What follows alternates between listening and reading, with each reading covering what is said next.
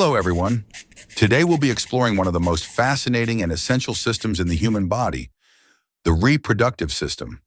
This system is responsible not only for the continuation of our species, but also involves intricate coordination between anatomy, hormones, and genetics. By the end of this session, you'll understand how life begins at a cellular level and progresses all the way to childbirth.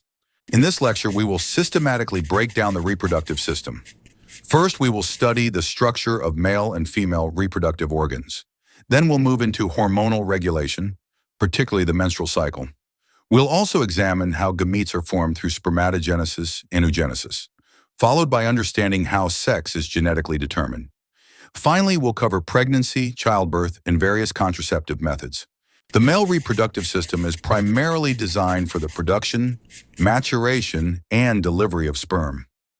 The testes are the most important organs here. They produce sperm as well as testosterone, the primary male sex hormone.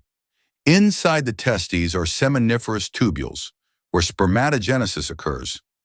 Once formed, sperm move into the epididymis, where they mature and gain motility. They are then transported via the vas deferens, and accessory glands like the prostate and seminal vesicles contribute fluids to form semen. The penis functions as the organ of copulation.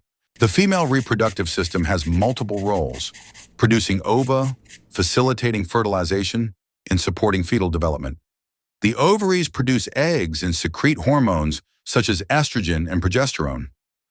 After ovulation, the ovum travels through the fallopian tube, which is also the site of fertilization. The uterus is highly specialized. It prepares every month for possible implantation of a fertilized egg. The inner lining, called the endometrium, thickens and sheds cyclically. The vagina acts as both the birth canal and the entry point for sperm. The reproductive system is controlled by a complex hormonal network called the hypothalamic pituitary gonadal axis. The hypothalamus releases GnRH, which stimulates the pituitary gland. In response, the pituitary releases FSH and LH. These hormones act on the gonads, ovaries in females and testes in males, to regulate reproductive functions. This system works through feedback mechanisms, ensuring balance and proper timing.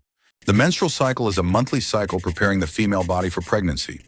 It begins with the menstrual phase, where the uterine lining is shed. Next is the follicular phase, during which estrogen levels rise and follicles develop in the ovary. Ovulation occurs mid-cycle, triggered by a surge in LH. After ovulation, the luteal phase begins, dominated by progesterone, which prepares the uterus for implantation. If fertilization does not occur, hormone levels drop and menstruation begins again. Spermatogenesis is the process of sperm formation, occurring in the seminiferous tubules of the testes. It starts with spermatogonia, which undergo mitosis and meiosis.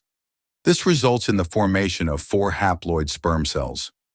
This process is continuous and produces millions of sperm daily. Each sperm is structurally specialized with a head, midpiece, and tail for motility. Oogenesis is the formation of ovae and differs significantly from spermatogenesis. It begins during fetal development, where primary oocytes are formed and then arrested in meiosis. Each menstrual cycle, one oocyte resumes development. Unlike spermatogenesis, oogenesis produces only one functional ovum, along with polar bodies. This ensures that the ovum has sufficient cytoplasm and nutrients. Let's compare these two processes. Spermatogenesis is continuous and produces 4 functional gametes. Oogenesis is cyclic and produces only one viable ovum. In males, there is no arrest phase, whereas in females, oocytes can remain arrested for years. Also, sperm are small and motile, while ova are large and non-motile. In humans, sex is determined genetically by chromosomes. Females have 2 X chromosomes, while males have 1 X and 1 Y chromosome. The key point is that the sperm determines the sex of the offspring.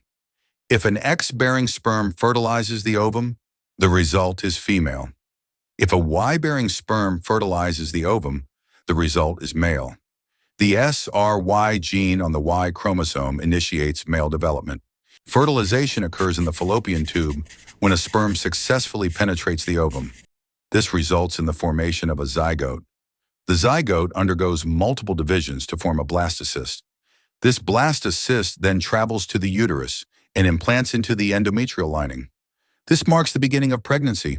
Once implantation occurs, pregnancy must be maintained hormonally. The hormone HCG, produced by the embryo, maintains the corpus luteum. The corpus luteum continues to produce progesterone, which keeps the uterine lining intact. The placenta later takes over hormone production and also facilitates nutrient and gas exchange between mother and fetus. Parturition, or childbirth, occurs in 3 stages. The first stage involves dilation of the cervix. The second stage is the expulsion of the baby. The third stage involves the delivery of the placenta. This process is driven by oxytocin, which creates strong uterine contractions. It operates via a positive feedback mechanism. More contractions lead to more oxytocin release. Contraceptive methods allow individuals to control reproduction. Barrier methods like condoms prevent sperm from reaching the ovum. Hormonal methods, such as oral contraceptive pills, prevent ovulation. Intrauterine devices like copper T prevent implantation. Surgical methods like vasectomy and tubectomy provide permanent solutions. Each method works at a different stage: ovulation, fertilization, or implantation. To summarize, the reproductive system is a highly coordinated system involving anatomy, hormones, and genetics. Gametes are produced through specialized processes, and fertilization leads to the formation of new life. Pregnancy is maintained through hormonal support, and childbirth is a carefully regulated process. Understanding contraception is equally important for reproductive health and family planning. Thank you for watching this video. If you liked it, make sure to subscribe and enable the bell icon for future notifications.